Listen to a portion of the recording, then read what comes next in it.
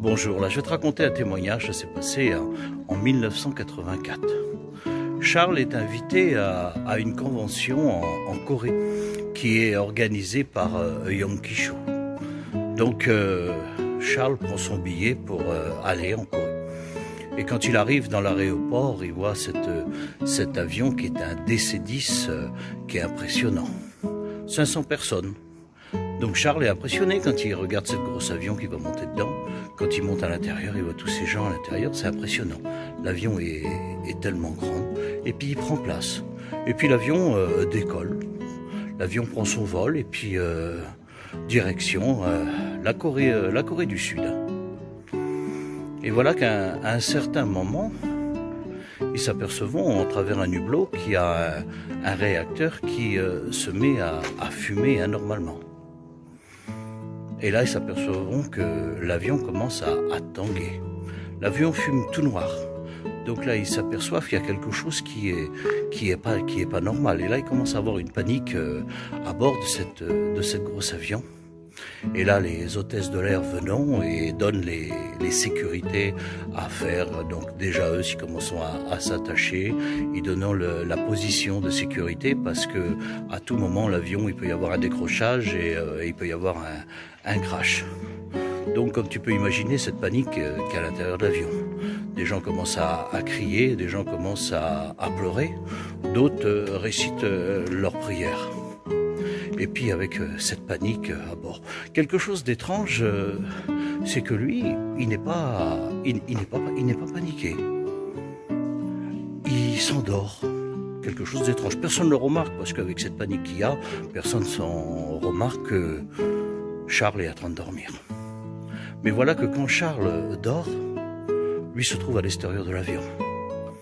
Et il voit cet avion qui est en train de fumer, qui est en train de tanguer. Et là, quelque chose qui peut être étrange pour les hommes, mais pas du tout pour Charles. Il voit un ange.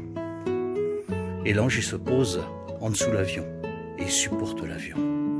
Et là, ses yeux le contemplent et il voit un deuxième ange qui arrive. Et ce deuxième ange se pose au-dessus de l'avion, déploie ses ailes et recouvre tout l'avion. Et là, à ce moment, lui, Charles se réveille. Et là, il a compris qu'il n'y a plus aucun danger. Charles est rempli de l'Esprit Saint. Charles se met à se lever. Charles, c'est quelqu'un qui chante très faux. Et là, il se met à chanter à toute tête.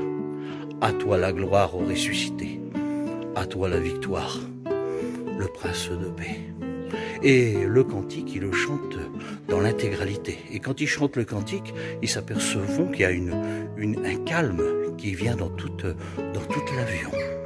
Parce que sa voix résonne dans toute l'avion. Ils voient que l'avion ne se met plus à tanguer. L'avion ne fume plus. Et d'un seul coup, il y a le steward qui arrive. Il dit, le capitaine de bord veut vous voir, monsieur. Il arrive dans la cabine de pilotage et quand il arrive dans la cabine de pilotage, le pilote le regarde mais il dit, vous êtes un homme de Dieu, qui vous êtes? Il dit, je vous ai écouté chanter. Il dit, quand je vous ai écouté chanter, l'avion a repris sur le correcteur d'assiette. Et j'arrive à piloter l'avion. J'ai repris les commandes de l'avion. Et là, Charles commence à leur témoigner de l'amour de Jésus. Mais le pilote a une crainte dans son cœur. Il dit, monsieur, vous n'allez pas quitter la cabine. Il dit, je vous ai écouté chanter. J'ai écouté cette présence que vous avez sur vous. Je sais que Dieu va nous garder. Et Charles a resté tout le temps du vol dans la cabine en train de témoigner de l'amour de Christ et la puissance.